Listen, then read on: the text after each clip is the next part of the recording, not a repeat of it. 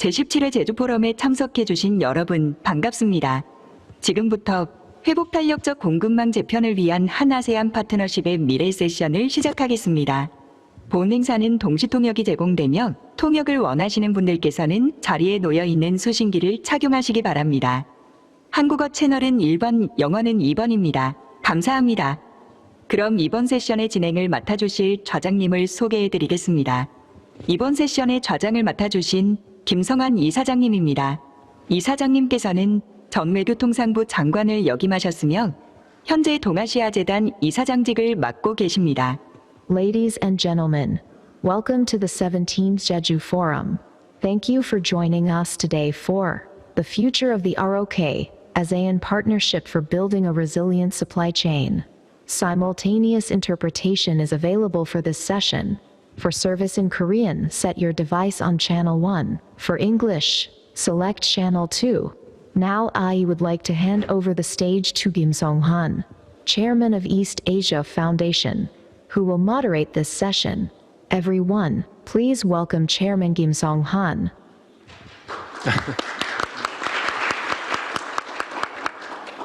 Good afternoon, everyone. 네, 안녕하세요.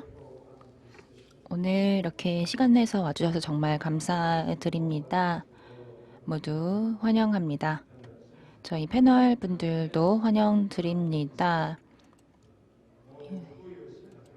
2년 넘게 코로나가 계속되고 있습니다. 그러면서 공급망에 차질을 빚고 있습니다. 지정학적인 요소, 미중 갈등, 우크라이나 사태 등으로 인해서 공급망의 리스크가 더 많아졌습니다. 따라서 공급망의 회복 탄력성을 강화하는 것이 한국의 핵심 과제가 되었고, 많은 국가들이 공급망을 국가 안보의 사안으로 보고 있습니다.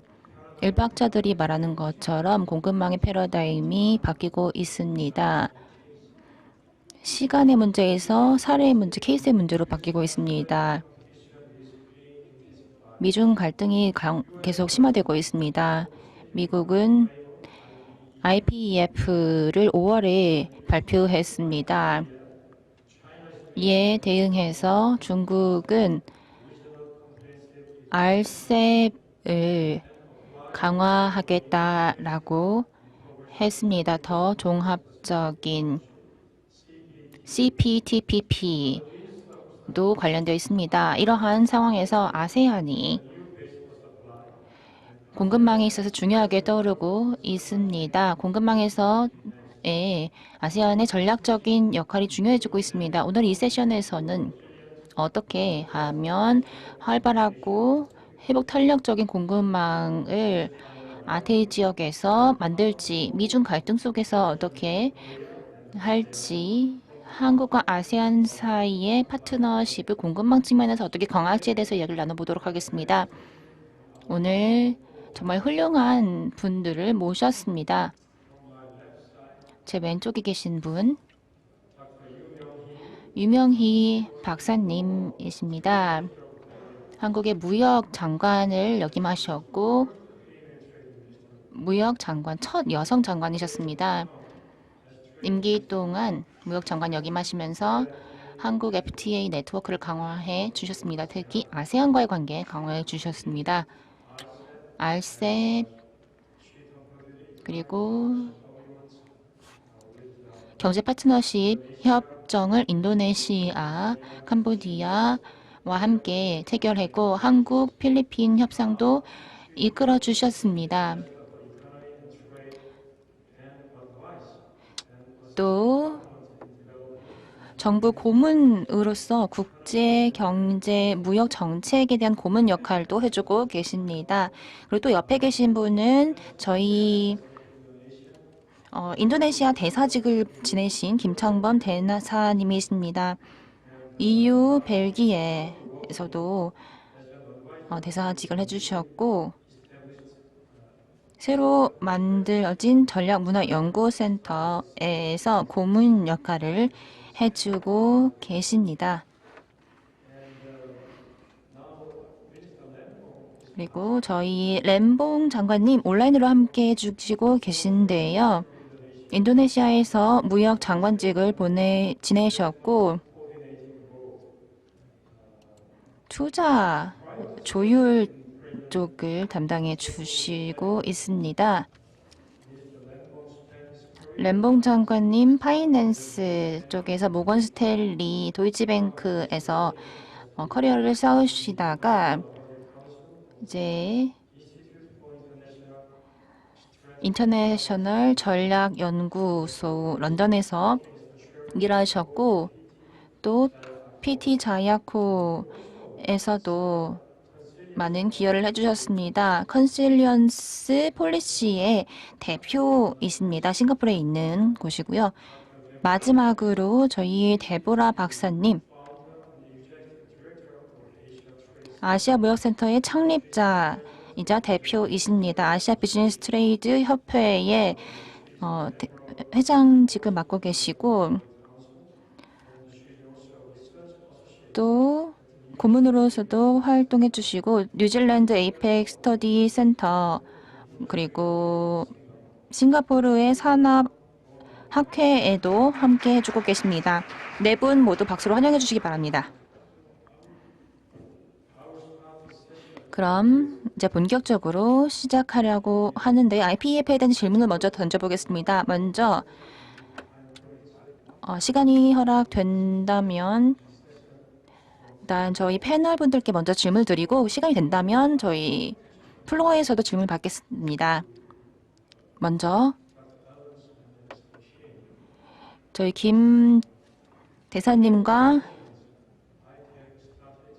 저희 IPEF가 시작이 되었습니다. 14개 국가가 로스앤젤레스에서 만났습니다. 그리고 합의했습니다. 협상을 규칙에 대해서 IPEF 규칙에 대해서 협상을 시작하기로 했고 IPEF는 현재 만들어지고 있는 과정이 있습니다. 하지만 일부 비평론자들은 이렇게 말합니다.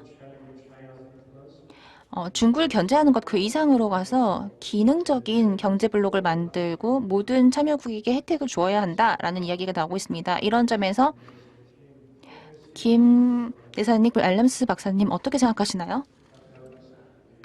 Okay, that's a tough question, right? 굉장히 어려운 질문을 처음부터 던져주시네요. 자, 그러면 먼저 제가 IPEF에 대해서 말씀드리고 싶어서 굉장히 중요하지만은 어떤 무역협상이나 무역협정은 절대 아닙니다. 무역협정은 아니라는 것은 CPTPP 뭐 이런 것이 아니라는 거죠. 그냥 뼈대입니다. 프레임워크인데요. 이거를 염두에 두지 않으면 나중에 실망하시게 될 겁니다. 왜냐하면 이걸 가지고 FTA 하거나 뭐 이런 걸 비슷한 거 하는 게 절대 아니거든요. IPEF를 보시면요. 구조가 조금 여러분 봤을 때 기대에 어긋나는 구조를 가지고 있습니다. 네 가지로 되어 있는데요. 이 네 가지는 오늘의 규정을 우리가 바꾸고자 하는 것이 아닙니다. 이것은 오히려 미래를 위한 조정을 하는 토대라고 할 수가 있는데요. 이 토대를 통해서 이 회원국들이 다 똑같은 방향으로 나가도록 하게 하는 것입니다. 즉 IPEF에 관련된 사안에 관련돼서 우리가 같은 방향으로 가자라고 하는 건데요. 그게 뭘까요? 예를 들어서 어떤 부분에 대해서 말씀을 드리면요. 세제와 반부패가 있습니다. 세제와 반부패와 관련돼서 우리가 하고자 하는 것은 여러분들이 뭘 하든지 간에 세제와 반부패에 대해서는 여기에서 정하는 걸 그대로 하셔야만 합니다. 우리가 이게 앞으로 이렇게 할 것이다 라고 합의를 하는 건데요. 이제 이렇게 각각의 필러별로 필러별로 진행이 될 것 같아요. 우리가 100페이지에 달하는 규정을 우리가 마련하는 것이 아니고요. 그리고 또한 이걸 가지고 우리가 이게 어떤 새로운 여러분들이 꼭 어떤 이 프레임워크라고 하는 것은 굉장히 새로운 것이고 우리가 과거에 했던 것이 절대 아닙니다. 그래서 새로운 대화라고 할 수가 있겠죠. 지금 오늘도 이런 대화를 하고 있지 않습니까? 이렇게 대화를 통해서 우리가 구체적으로 형성해 나갈 것이고요. 한번 기다려 봐야 될 것 같습니다. 특히 경제에 대해서 그리고 어떤 기업에 어떤 것을 가져다 줄 수 있을 것인가 라고 얘기를 하면은요, 우리가 규칙과 관련돼서 우리가 기업들에게 어떤 혜택이 될 수 있을 것인지에 대해서 좀 나중에 봐야 할 것입니다.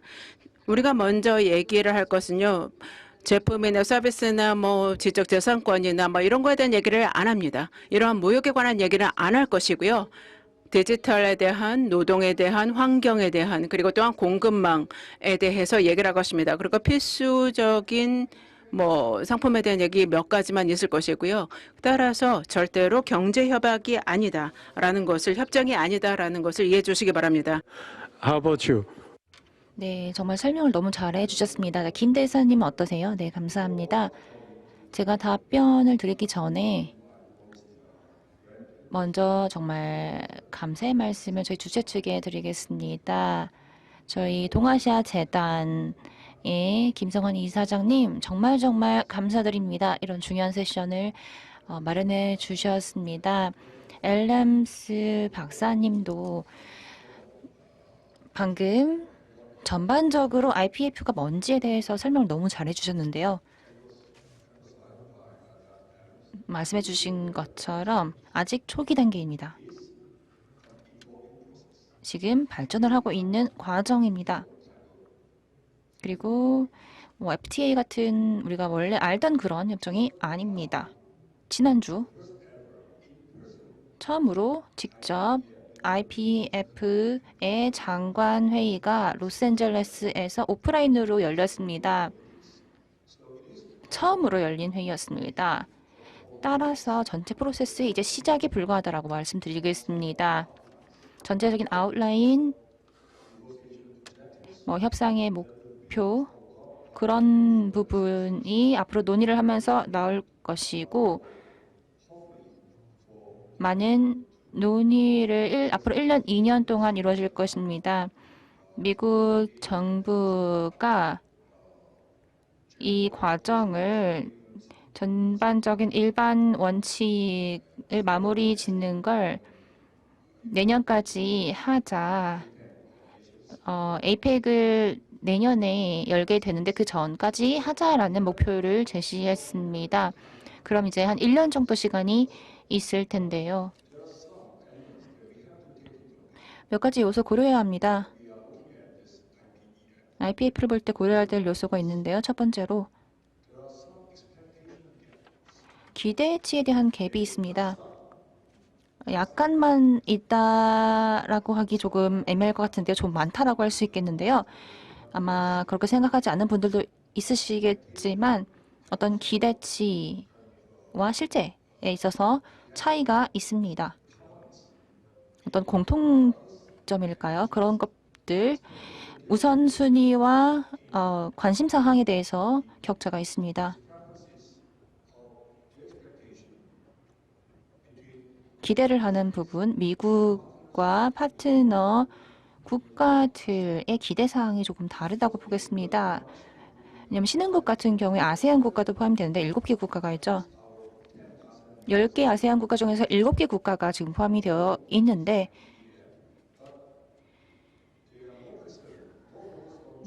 지금 초점은 무역입니다.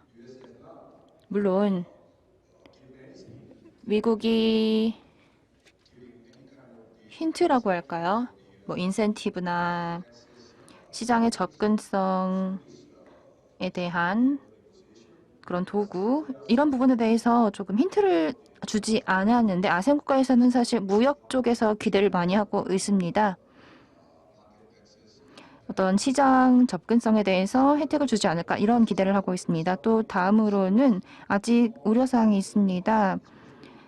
신흥국 사이에서 아세안 국가, 특히 이런 국가들 사이에서 이 메커니즘이 경제적인 레버리지가 될 뿐이다.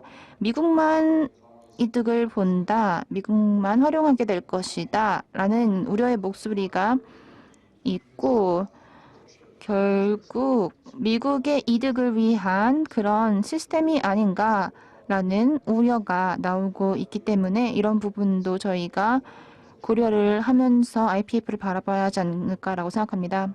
네, 감사합니다.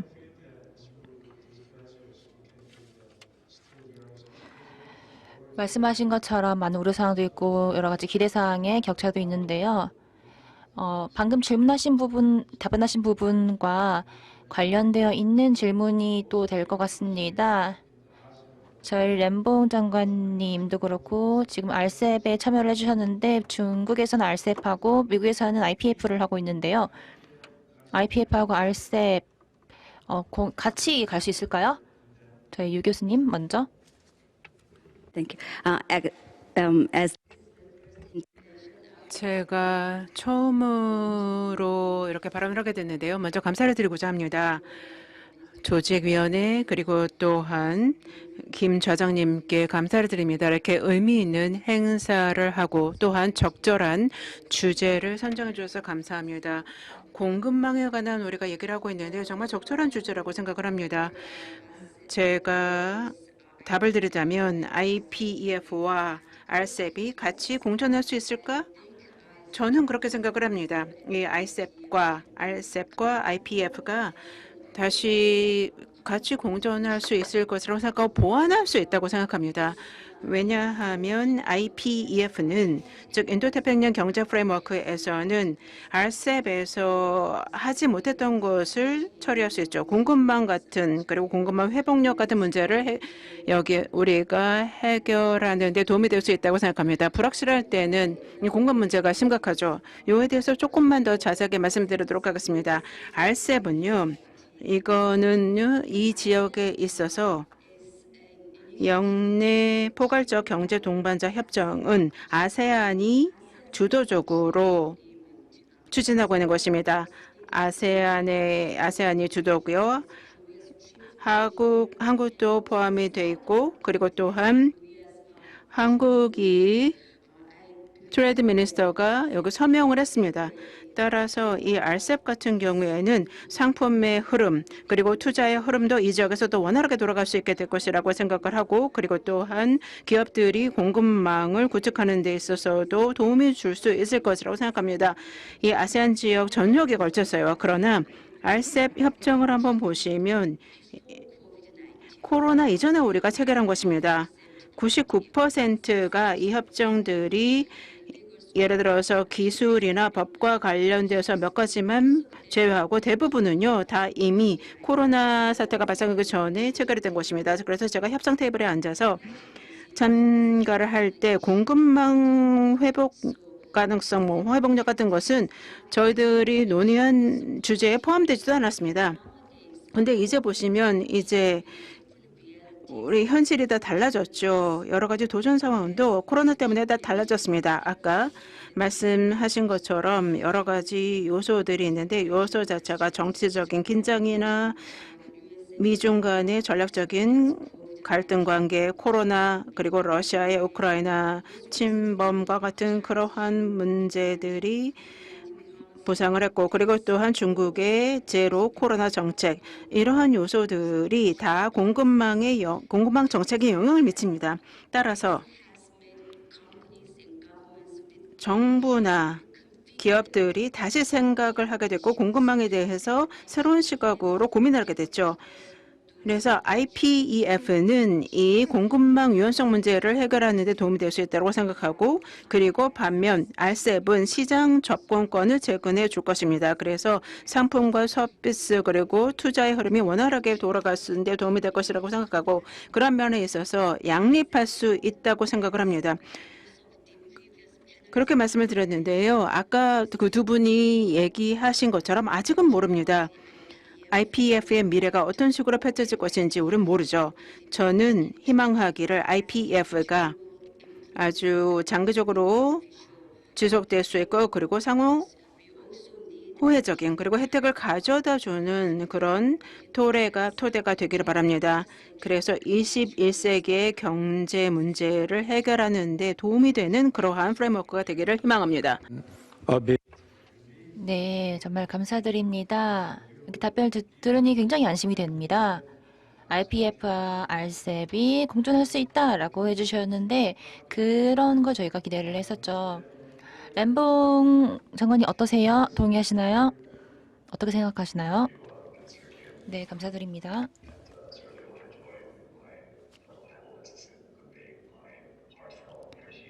우선 이렇게 함께 해주셔서 정말 감사의 말씀 드립니다. 이 자리 준비해 주신 저희 김성환 이사장님 감사드리고 함께 해주신 패널분들도 정말 감사드립니다.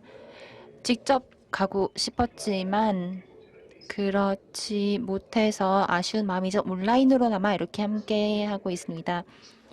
개인적으로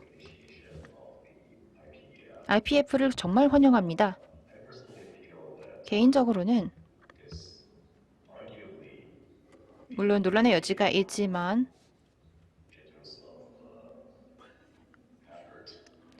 어떤 노력이라고 할까요? 다자간 노력을 기울여서 무역의 논의를 한다라는 차원에서 큰 의미가 있다라고 생각합니다. 방금 말씀해 주셨지만 어떤 무역 조약이 아니고 무역의 대화라고 하겠습니다. 지금의 최선은 지금 미국의 그런 정치적인 상황을 봤을 때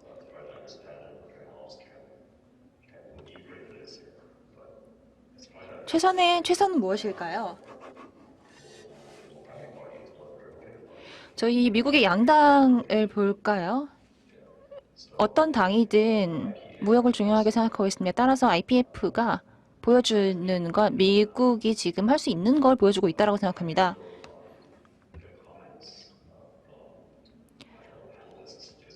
방금 앞서서 세 분이 발언을 해주셨는데 저희 유 장관님의 말씀에 동의합니다. RCEP과 IPEF 공존 가능합니다.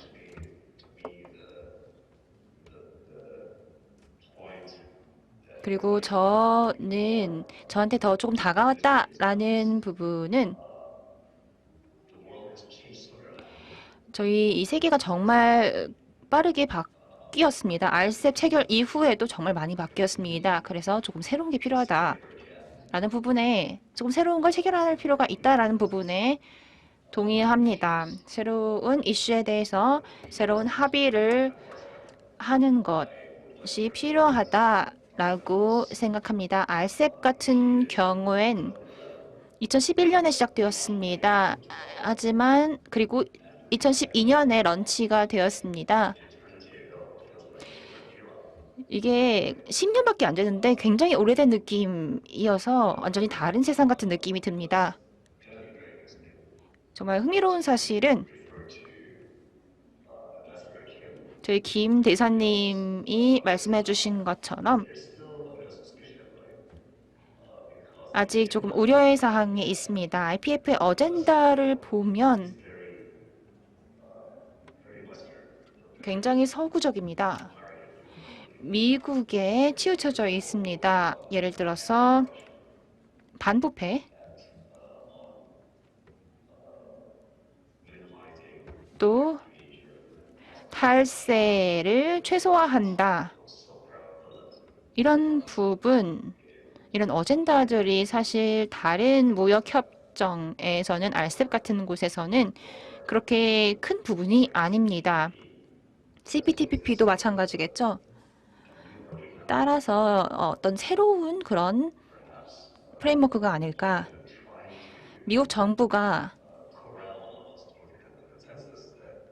어떤 합의를 이루려고 하는 거죠. 반부패 정말 중요하지 않느냐라고 많은 국가들에게 말하고 있는 것과 같습니다. 기존의 협정에서는 다루지 않은 어젠다이기 때문인데요.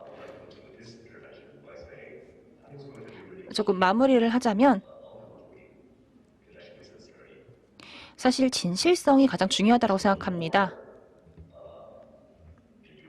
미국이 IPEF를 시작을 했는데 앞으로 이끌어 나가면서 정말 진실된 그런 모습을 보이고 어떤 혜택을 미국만 얻는 게 아니라 모두가 얻는 것이다 라는 진실성을 보여준다면 실질적인 문제를 실질적인 사람들을 위해서 해결하기 위해서 노력을 하고 아세안 국가, 인도네시아 같은 국가를 위한 마음을 조금 진실된 마음을 보여준다면 IPF의 진전을 이룰 수 있을 것입니다. 새로운 혜택, 새로운 개선을 이룰 수 있겠죠. 모두에게 도움이 되는 그런 결과를 얻을 수 있을 것 같습니다. 네, 감사합니다. 모든 분들이 아세안 국가의 IPF든 RCEP든 삶의 질이 개선이 되기를 바라고 있습니다. 지금 패널분들께서 말씀해 주셨지만 공급망이라는 건 사실 새로운 문제입니다. 한국 정부 같은 경우에도 저희가 IPF에 함께하겠다라고 발표했을 때 핵심적인 이유가 있었습니다.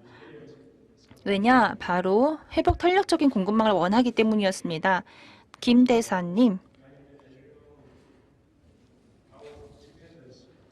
저희 무역 중국에 대한 의존도가 굉장히 높습니다. 그럼 대사님께서는 IPF를 통해서 저희가 중국에 대한 의존도를 좀 낮출 수 있을 것이다 라고 혹시 생각하시나요? 공급망의 차원에서 답변 부탁드립니다. 그리고 만약에 IPF를 활용해서 조금 강력한 회복 탄력적인 공급망을 구축한다면 어떤 전략이 가장 좋을까요? That's really a tough. 굉장히 어려운 질문을 해주셨는데요. 제가 지금 보면은요, 잘 알려진 고역 전문가가 제 옆에 계시고요. 그리고 여기에는 또 교역 장관이 계십니다. 그리고 아세안의 교역 전문가가 싱가포르에서 오셨고요. 그리고 또한 온라인에서는 톰 램봉 씨가 조언하셨는데 인도네시아의 교역 장관이셨죠. 무역 장관이셨죠. 아까 김 장관님이 아주 날카로운 질문을 하셨습니다. 지정학적인 측면까지도 포함을 하고 있는 그런 문제들인데요. 우리 무역을 생각을 할 때 제가 말씀드릴 수 있는 것은 이런 질문을 다시 드리는 겁니다. 이것이 IPF가 특히 이 중에서 아까 얘기하신 여러 필러 중에 우리 탄력적인 공급망과 관련된 그 축이 더 앞으로 봤을 때 우리의 역량을 증진시켜 줄까요? 즉 우리 회원국의 역량을 증진하는 데 도움이 될까요? 그래서 더 안정적인 그리고 탄탄한 그러면서도 탄력적인 공급망을 우리가 갖추는 데 도움이 될 수 있을까요? 사실 그게 목표죠. 미국이 이렇게 인도태평양 경제 프레임워크 즉 IPF의 4개 축 중에서 공급망을 포함한 이유이기도 합니다. 자, 그러면 제가 생각할 때 제 답은 예입니다. 우리가 이걸 위해서 노력하고 있는 것이고요. 근데 이게 정말 이걸 통해서 우리가 한국의 입장에서 중국에 대한 의존도를 줄이는 데 도움이 될 것이냐. 이에 대해서는 약간 글쎄요. 확실하지가 않죠. 의심의 여지가 있죠. 희망은 합니다. 이를 통해서 저희가 공급망을 다각화하고 공급망을 다각화하게 된다면 우리가 앞으로 교역을 할 때 좀 더 균형 잡힌 교역을 할 수가 있겠죠. 그리고 중국에 대한 의존도도 줄일 수 있지 않을까라는 희망은 합니다. 그러나 이 IPEF는 처음부터 지금까지 우리가 토론을 한 것처럼 법적 구속력이 있는 것이 아닙니다. 앞으로는 구속력을 갖게 될 수도 있겠죠. 그러나 아직은 모르고요. 그리고 협상이 지금 시작된 초기 단계에 불과합니다. 그리고 공급망 문제는요. 저희들이 생각하기에 공공부문에 있어서는 제한이 있죠. 왜냐하면 공급망 문제는 궁극적으로 봤을 때 민간 영역의 문제고 민간 기업의 활동과 관련된 것입니다. 그래서 잘 조율된 접근 방식을 취하지 않는다면, 즉 공공 분야와 민간 분야가 잘 조율을 하지 않는다면 우리가 달성할 수 있는 게 얼마 안 되고 거의 없을지도 모릅니다. 그 사례를 한번 말씀을 드리면 최근에 저희가 새로 통과된 인플레이션 감축법이 있지요. 미국에서 인플레 감축법을 통과했습니다. 바이든 행정부가 통과를 시켰고 그리고 상원 하원이 다 합의를 했죠.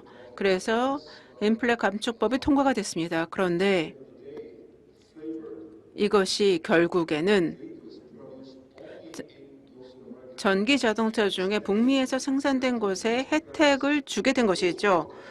이 세제 혜택을 전기 자동차 중에 북미에서 생산된 거에만 혜택을 주는 것으로 그 정체가 드러났습니다.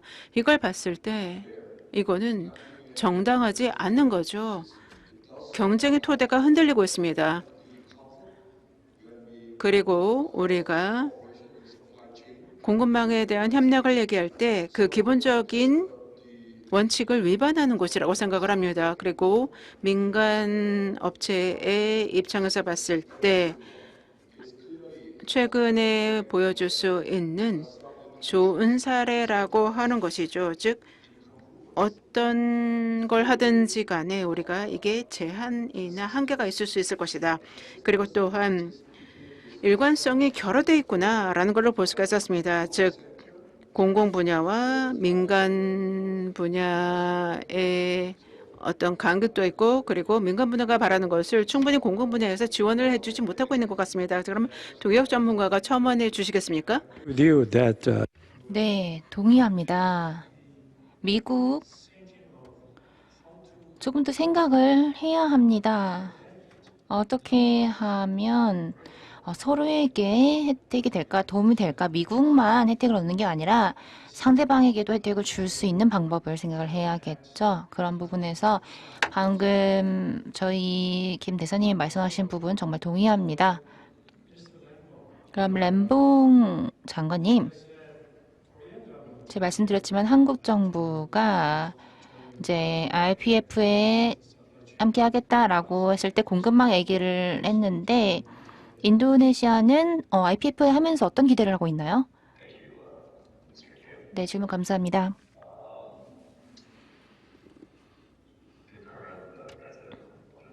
지금 인도네시아의 대통령께서 자코이 대통령께서 투자에 집중하고 있습니다. 특히 인바운드 투자에 집중하고 있습니다.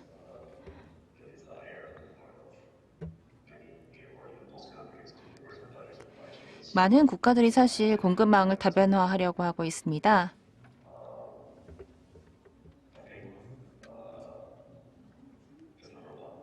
그 부분이 공급망 다변화가 일단은 첫 번째 기대하고 있는 게 아닐까라고 생각합니다.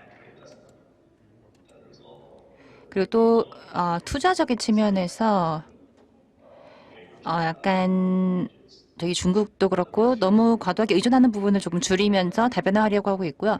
두 번째로 다행히도 인도네시아에서 디지털 경제가 떠오르고 있습니다. 정말 활발하게 스타트업이 발전을 이루고 있습니다. 20개 이상의 유니콘이 등장했습니다.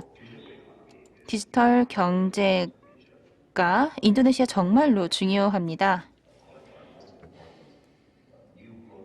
이런 새로운 성장 엔진을 더 활용을 하려고 하고 있습니다.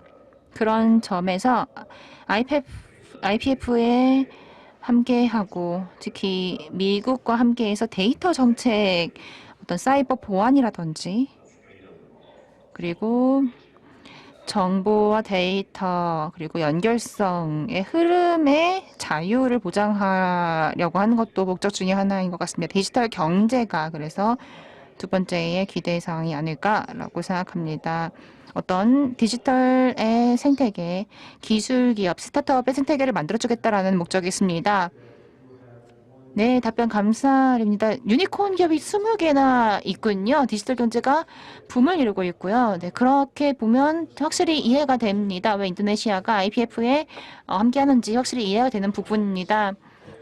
최근 저희 한국이 아세안과의 무역이 늘어나고 있습니다. 많은 논의가 이루어지고 있죠. 그러니까 무역에 있어서 중국에 대한 의존도를 어떻게 하면 줄일 수 있을까 이런 논의가 이루어지고 있는데 특히 저희 요소수 같은 경우에 그 예시를 보면 대부분을 중국에서 수입을 했습니다. 중국에서 만약에 이거를 수주를 중단하면 저희는 손쓸 방법이 없는 거죠. 그래서 저희가 아세안과의 무역이 늘어나고 있는 상황이기 때문에 아세안이 정말 중요한 중국의 그런 대안이 되고 있습니다. 저희 유 장관님, 그러면 아세안이 공급망에서 중국의 대안이 될 수 있다고 생각하시나요? Before I 답을 드리기 전에요. 간단하게 아세안의 현황에 대해서 말씀드리도록 하겠습니다. 그리고 전 세계 공급망 측면에서 말씀을 드리겠는데요. 저는 아세안에서 다년간 일을 해왔기 때문에 아세안에 가면 제가 아세안 사람처럼 보인다고까지 말씀을 하시더라고요. 아세안 국가 사람처럼 보인대요. 아세안 지역은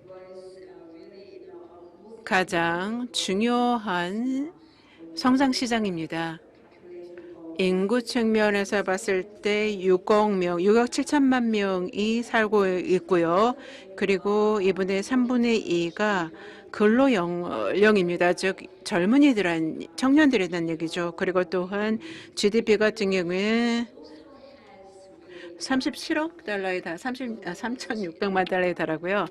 그리고 또한 노동력도 저렴하고 그리고 잘된 제조업 기반도 있습니다. 전자 산업 기반이 말레이시아에 있고 베트남에도 있고 그리고 또한 석유화학 산업은 인도네시아에 잘 구성되어 있고요. 그리고 전기 자동차 같은 경우에는 최근에 인도네시아에 자리를 잡고 있고요. 하이테크 산업 연구 개발은 싱가포르에 많이 있고요. 그래서 전 지역에 걸쳐서 다양한 산업계가 있습니다.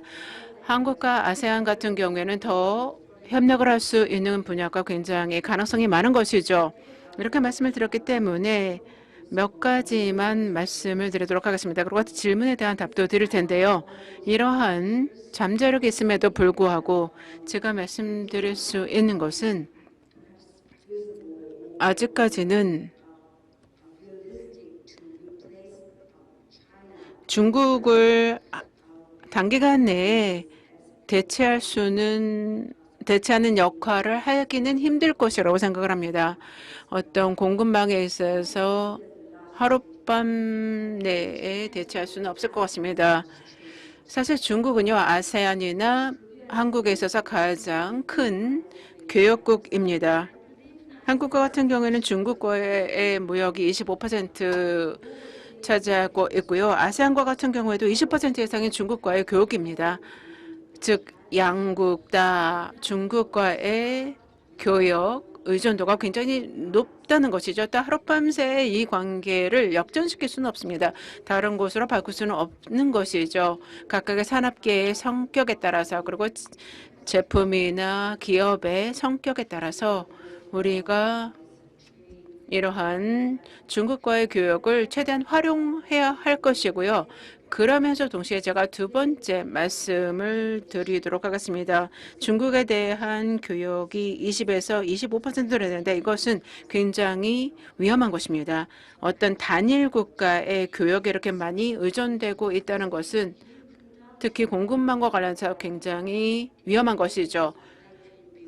그리고 여러분들은 제품별로 한번 봐야만 합니다. 제품별로 봤을 때 어떤 제품 같은 경우에는요. 80 내지 90% 중국에 의존하고 있을 것입니다. 아까 말씀하신 요소수가 그렇죠. 요소수 같은 경우에는 중국의 90%를 의존하고 있었습니다. 따라서 중국이 어떤 수출 제한을 걸거나 이러한 것을 국내 문제 때문에 한다라고 한다면 이 특정한 물질을 수입할 수 없기 때문에 경제가 타격을 받게 될 것입니다. 여러 가지 이유로 이런 상황이 발생할 수 있죠. 코로나 같은 감염병 때문에 아니면 천연재해 때문에 지정학적인 위기 때문에 이런 불확실한 시대를 살면서 여러 가지 이런 위험 요소가 있다는 것이죠. 이런 것을 고려했을 때 그리고 이것 때문에 기업이나 정부들이 다시 공급망에 대한 분석을 하고 있는 것입니다. 아세안은 이런 점에 있어서 이 공급망을 효율적으로 바꾸는 데 있어서 그리고 유연성을 증진하는 데 있어서 충분한 대안이 될 수 있다고 생각합니다. 즉 한국과 아세안이 최적의 파트너로서 우리가 최적의 아주 탄력성 있는 공급망을 구축하는데 좋은 파트너가 될 수 있을 것입니다. 또 다른 예를 들을까요? 요소수가 아니라 그 와이어링을 한번 말씀을 드리면 코로나가 처음 발생을 했을 때 공급망이 교란이 됐을 때요. 이게 2년 반년 전이죠. 와이어링 하니스는요, 굉장히 어려운 그러한 제품이 아닙니다. 그런데 저희들이 이것을 수입하는 게 막혀서 중국에서 계속 수입을 하고 있었는데요. 근데 이게 막히자마자 저희들은 중국에서 와이어링 하니스를 수입할 수 없게 되면서 저희 현대자동차, 한국과 같은 경우에는요. 생산을 중단할 수밖에 없었습니다. 그때 저희들은 생산을 재개할 수 있었던 것이 바로 이러한 대체품을 캄보디아에서 수입하면서 가능했는데요. 이게 수개월에 걸렸습니다. 제가 통상장관이었을 때 저희들이 협상을 시작을 했고요. 연쇄적으로 캄보디아가 계속 1년의 회담을 했고 그렇게 1년의 회담 끝에 캄보디아에서 수입을 할 수 있게 됐습니다. 그래서 공급망 다각화는 굉장히 중요하고요. 캄보디아와 그걸 시작을 한 것이죠. 이러한 공급망 다각화 대화를 여러 아세아 국가들과 우리가 해볼 수 있는 것이죠. 아세안은 중국을 하룻밤새에 대체할 수는 없습니다. 그러나 그럼에도 불구하고 양쪽 모두 중국을 계속 시장으로 활용하면서 동시에 그리고 공급망으로 활용을 하면서 동시에 한편에 한국과 아세안 사이에 협력을 해서 우리가 공급망을 서로 다각화하는 것을 노력을 하고 그래서 우리가 좀 더 탄력성 있는 공급망을 갖출 수 있을 것이라고 생각을 합니다. 네, 답변 정말 감사드립니다. 유 교수님. 동의합니다. 중국을 완전히 대체하는 걸 하룻밤 만에 하지는 못하겠죠. 하지만 중국에 대한 과도한 의존성 굉장히 우려스럽습니다. 따라서 좀 그 의존도를 낮추기 위한 노력을 계속해야겠습니다. 이러한 점에서 저희 램스 박사님, 아세안이 대안이 될 수 있을까요? 아세안의 어떤 능력 전반적으로 새로운 공급망의 베이스로서 아세안의 미래에 대해서 어떻게 생각하시나요? 제 기억에는 올해의 세계경제포럼에서 많은 분들께서 예상을 하신 게 글로벌 공급망에서 봤을 때 이게 글로벌이 아니라 지역의 공급망이 될 것이다. 그런 점에서 아세안이 정말 중요한 역할을 할 것이다. 그런 이야기가 나왔는데요. 아세안 지역에 오래 거주를 하셨고 교류도 많이 하셨는데 아세안의 그런 미래에 대해서 어떻게 생각하시나요? 잠재력이 굉장히 큽니다. 굉장히 성공적인 사례도 있습니다. 그런데 아세안은 오랫동안 부족한 부분이 있는데요. 통합의 능력이 좀 부족했고 생태계가 부족했습니다. 어떤 정말 경쟁력을 갖추기 위해서 필요한 요건들이 조금 부족했습니다. 물건을 생산할 때 그걸 포장을 해야 되죠. 박스가 필요하죠. 그리고 라벨을 붙이고요.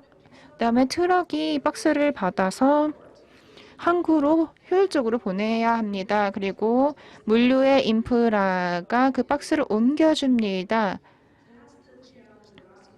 이런 과정에서 아세안이 많은 어려움을 겪고 있습니다. 제품을 생산하더라도 서비스를 만들더라도 그 생태계 자체, 이동을 하는 생태계 자체가 통합이 많이 되지 않고 있는 게 공급망의 문제라고 할 수 있겠습니다. 그런 점에서 중국의 진정한 경쟁자가 되기에 조금 부족한 부분이 있지 않을까라고 생각합니다.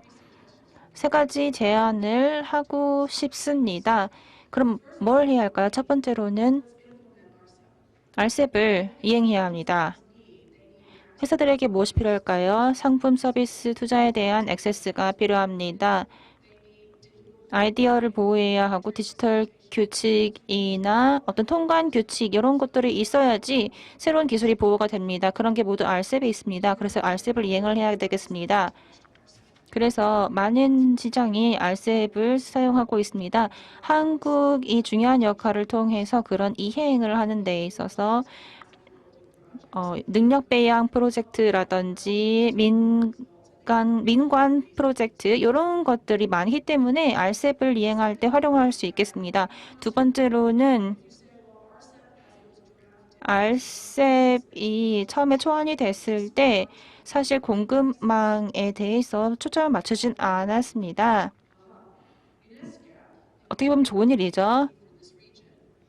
UN 관련 기구에서는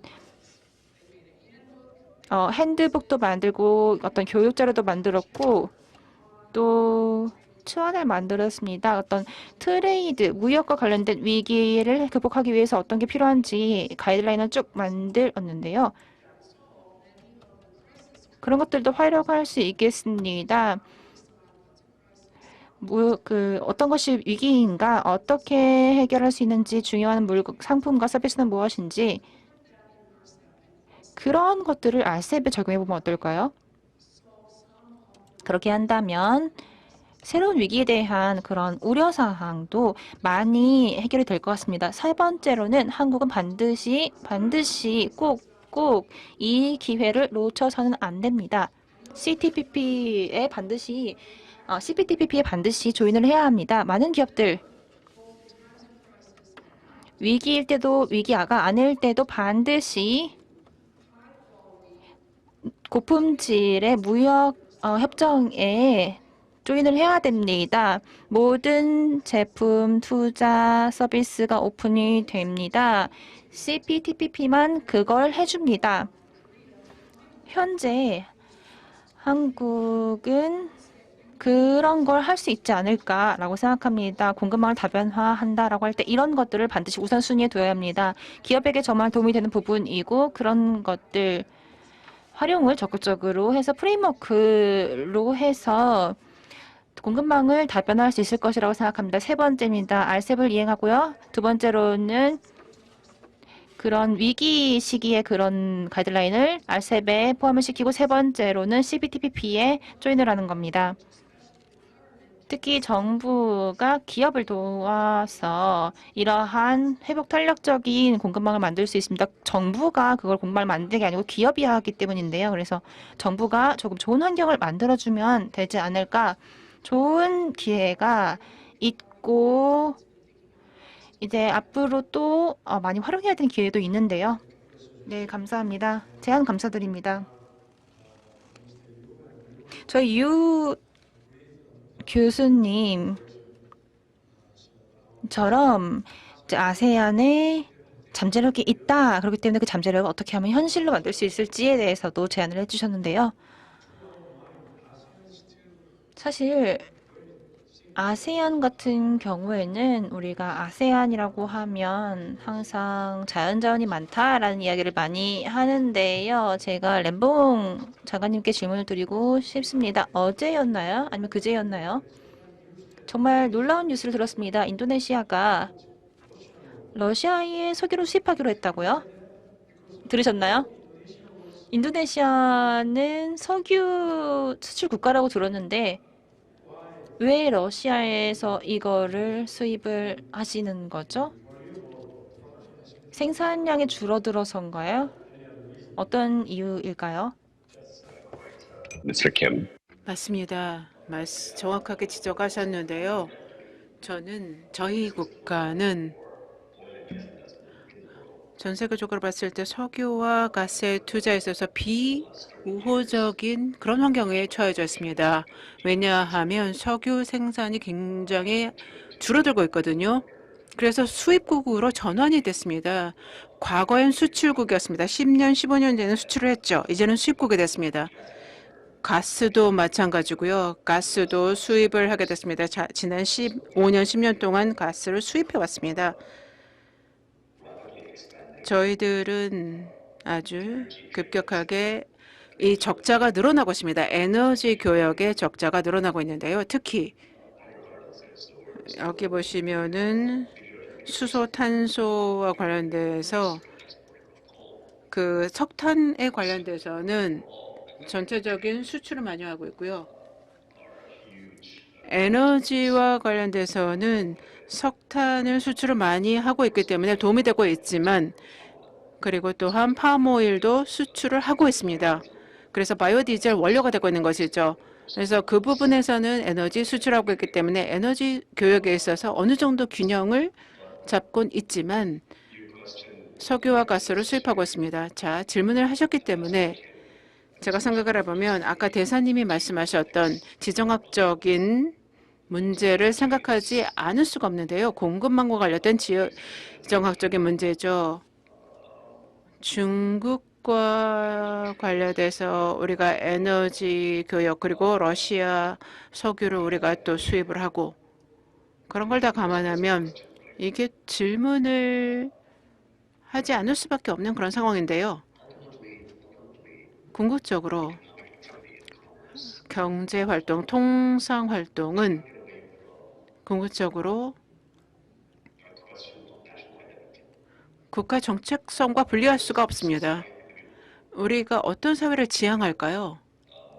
우리가 원하는 사회는 어떤 겁니까? 그린, 즉 녹색 사회를 원하죠. 그리고 탄소 발자국을 줄이는 것을 원합니다. 이제 이것들이 정말 경제적으로 우리가 가야만 합니다. 근데 아직도 화석연료보다 재생에너지가 더 싸지가 않습니다.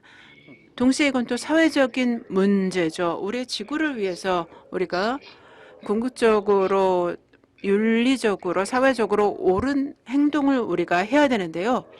우리 후손을 위해서 올바른 선택을 해야만 합니다. 그래서 아주 중요한 문제를 짚어주셨습니다.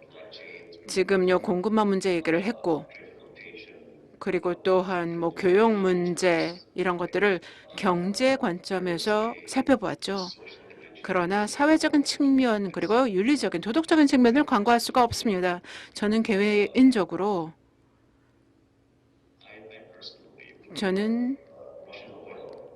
러시아산 석유가 피에 적신 그런 석유라고 생각을 합니다. 왜냐하면 우크라이나를 침공한 국가니까요. 유혈 에너지죠. 따라서 이거는 우리가 가볍게 넘겨서는 안 되는 문제라고 생각합니다. 인도네시아 정부의 제 동료들은 관료들은 이게 어떤 경제적인 통상적인 문제로만 생각을 하는데요. 아닙니다.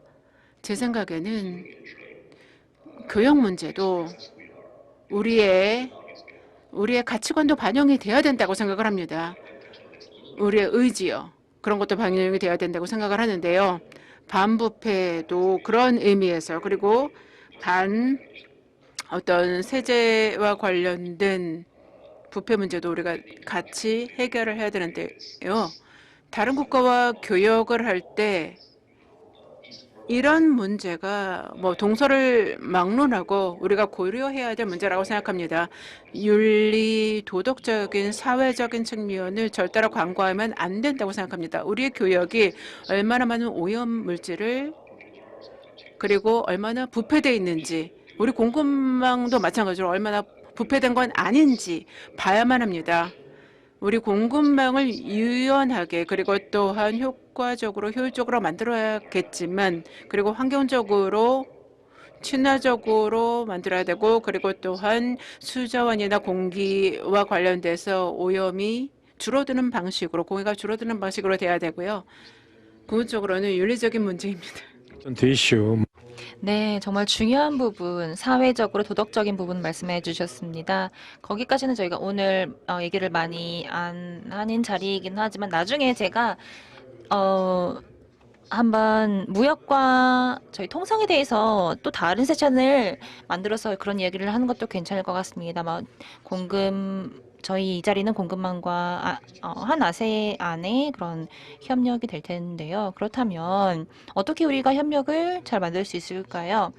저희 김 대사님께 먼저 여쭤보고 싶습니다. 인도네시아 경험이 많으시기 때문에 또 최근에 인도네시아와 양자 간의 그런 교류에서 역할을 해줬습니다. 또 자카르타에서도 활동을 하셨고요. 많은 분들, 아세안에 계신 분들 만나보신 적이 있으실 텐데 어떻게 하면 한 아세안 협력을 강화할 수 있을까요? 공급망 측면에서요, 김 대사님. 간단하게 저희 알렌 박사님의 말씀하신 부분에 대해서도 조금 말씀을 드릴까 합니다. 100% 동의합니다. 방금 제안을 해주셨죠? 한국 정부에 대한 제안이었습니다. 특히 한국은 굉장히 특이한 상황입니다. 저희 무역 네트워크 굉장히 촘촘하게 있습니다. 지역적으로나 시스템이 굉장히 촘촘해 있죠. 저희 유 교수님께서도 말씀해 주셨는데 또 활약을 또 많이 해주셨죠. 양자 FTA 모든 IPF 회원국과 체결했습니다. 일본과 피지를 제외하고요. 그리고 RCEP에도 참여를 하고 있는데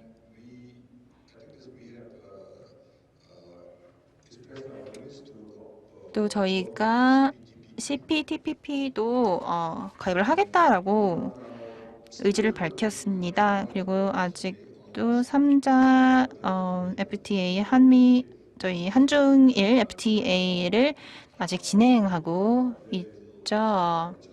물론 결과는 그렇게 아직 많이 나오진 않았지만요. 그렇기 때문에 한국의 무역 네트워크는 정말 어떤 드문 그런 케이스가 아니라고 생각합니다. 네트워크가 굉장히 촘촘하고 그래서 이런 것들이 어떤 자산이 되지 않을까. 그래서 그런 부분을 충분히 활용을 해서 조금 더 노력을 기울여서 그러한 저희 무역협정을 더 많이 이행을 해야겠습니다. 또 저희 이사장님께서 질문을 해주신 부분인데요.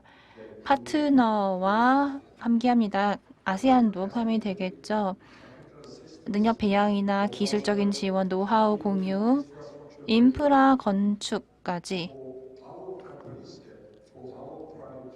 저희 한국 기업들, 민간 기업들이 더 안전하고 안정적이면서 튼튼한 공급망 네트워크를 이런 방식으로 가질 수 있게 됩니다. 따라서 투자를 해야 합니다.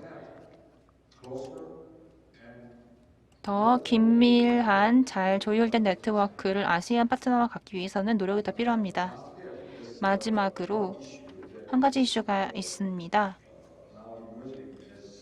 요즘 들어서 조금 떠오르는 그런 문제로 시급한 문제인데요. 중요한 광물 자원이 되겠습니다. 저희 공급망 같은 경우에는 제품 위주입니다.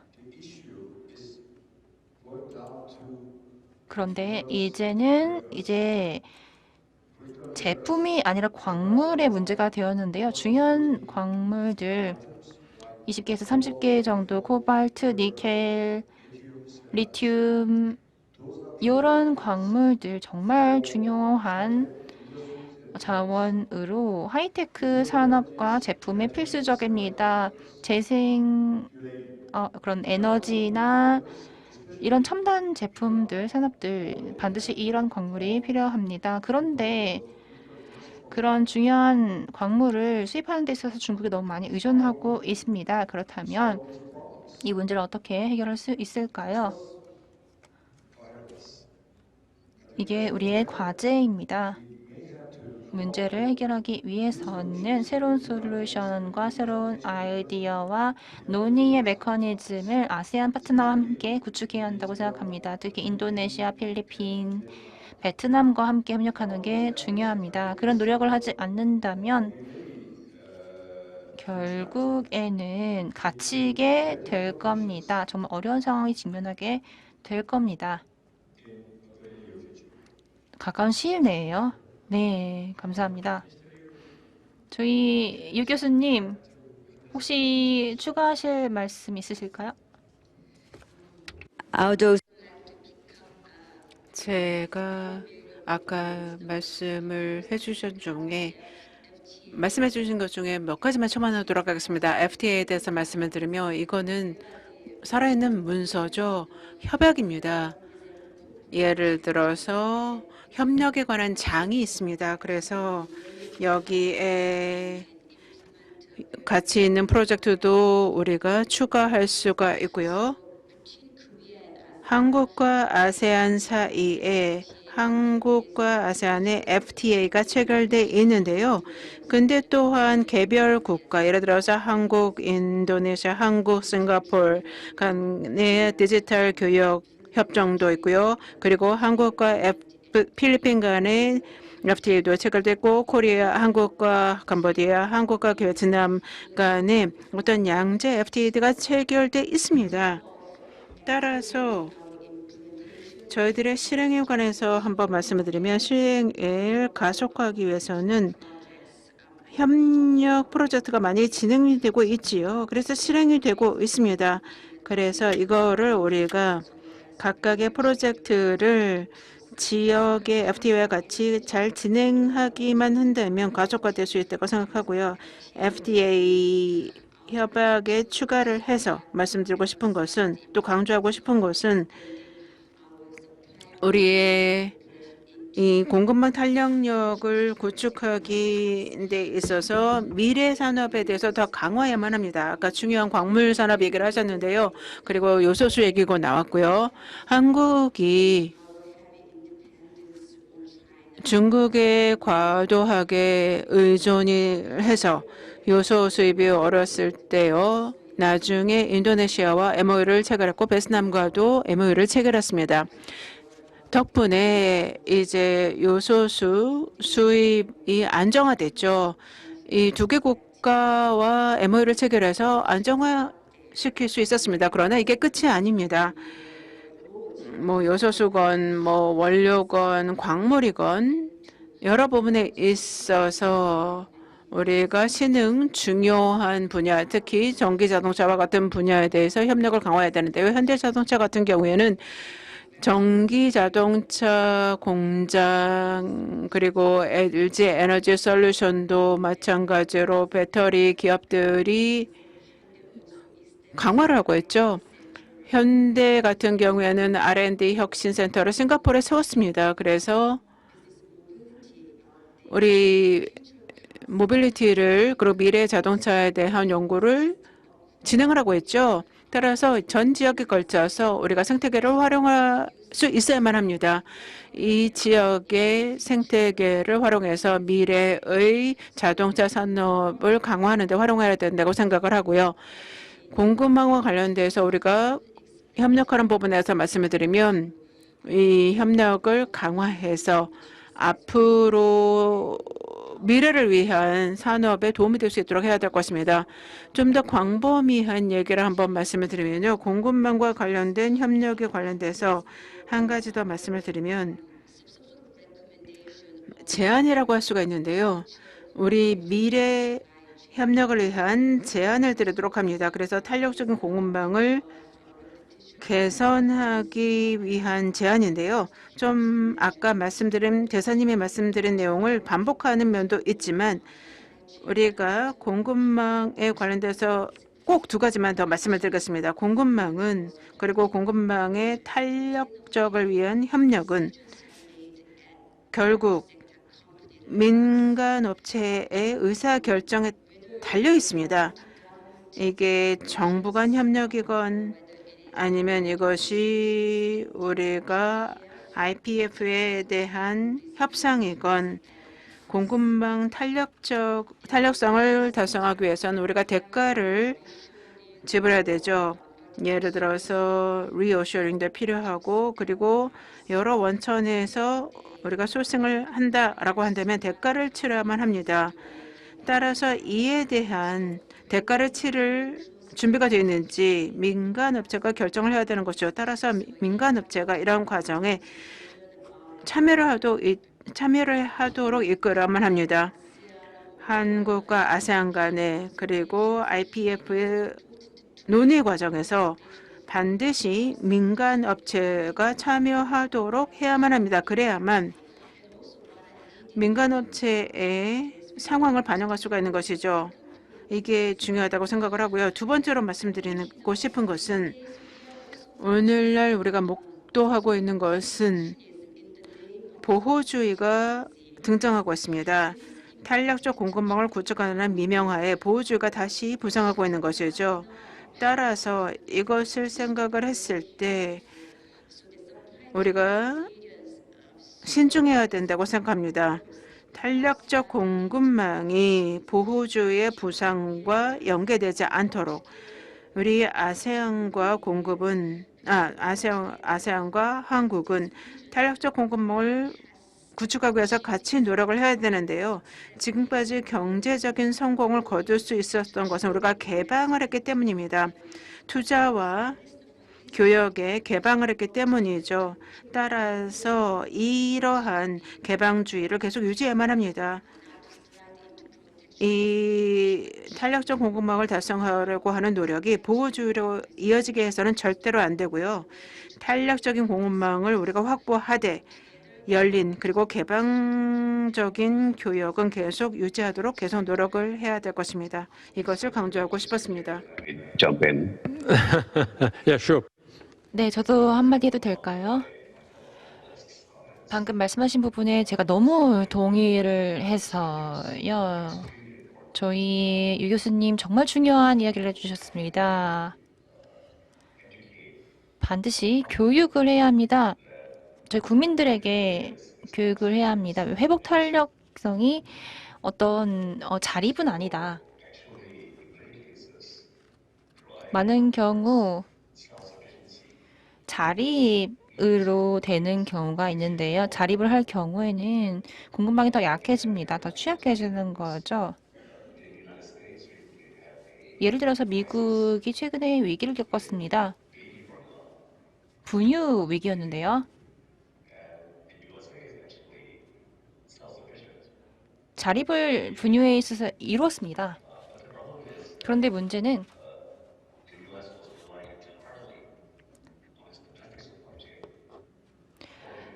이제 분유 소비에 있어서 국내 생산에만 집중을 한 거죠. 근데 거기에 문제가 생기니까 이게 아무리 수입을 안 하더라도 미국의 한 회사에서 생산하는 분유에만 너무 의존을 하다 보니까 아무리 자체적으로 자급을 이루었다 하더라도 위기가 됩니다. 그래서 결국에는 수입을 하게 됐습니다. 싱가포르 회사에서 수입을 한 것 같은데요. 방금 유 교수님 말씀하신 것처럼 저희 회복 탄력성을 강화한다라는 측면에서 봤을 때 결국에는 서로 더 의존을 해야 합니다.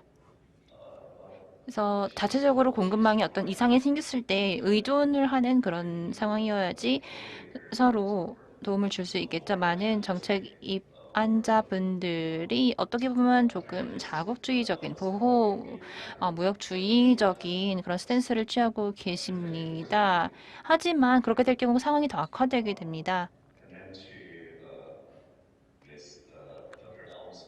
저희 엘렌 박사님의 말씀도 그렇습니다. 동의합니다. 아세안 아직도 가야 할 길이 멉니다.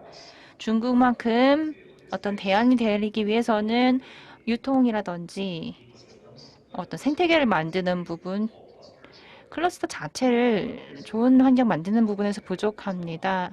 좀 긍정적인 성공 사례를 소개를 해드리자면 삼성전자 베트남에 있죠. 삼성이 베트남에서 엔드-투-엔드로 기본적인 소재부터 해서 어떤 패키지나 라벨링까지 A부터 Z까지 모두 했습니다. 40%의 수출인데요.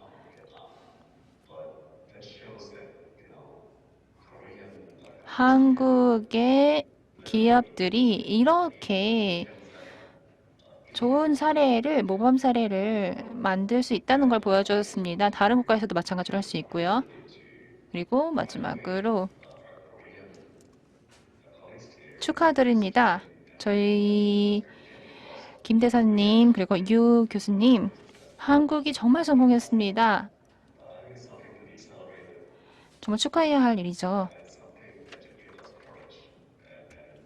그런 측면에서 조금 우리가 용기를 얻고 아세안도 배울 부분이 많다라고 생각합니다. 그런 성공 사례를 기반으로 해서 아세안과